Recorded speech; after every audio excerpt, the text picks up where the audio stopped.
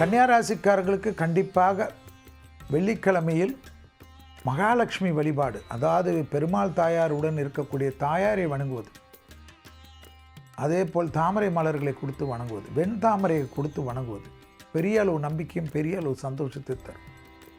தேகாருக்கும் கண்டிப்பாக சளி தொந்தரவு, சுவாசக்கோளாறு, தொழில் ரீதியாக எதை பற்றியும் கவலைப்பட வேண்டும். தாய் வழி உறவு, தந்தை வழி உறவு அனுகூலத்தை தரும். பழைய கடன்கள் பைசல் செய்வதற்கான உங்கள் முயற்சி வெற்றி ஏற்படுத்தி தரும்.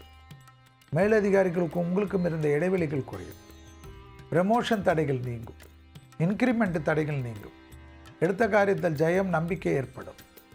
உத்தியோகத்தில் இருந்த சிக்கல் பரிபூர்ண நிவர்த்தி ஏற்படுவது கண்கூடாக பார்க்கலாம்.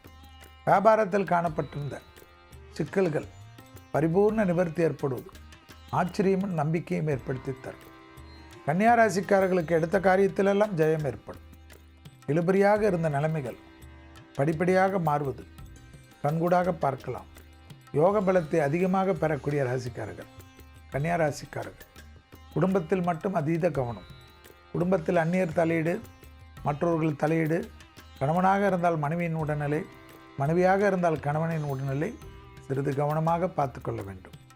கன்னியா ராசிக்காரர்களுக்கு புது கூட்டாளிகள் அனுகூலத்தை தரும். அது மட்டும் சாத்தியக்கூறுகள், தொழில் மாற்றமெல்லாம் ஏற்படும்.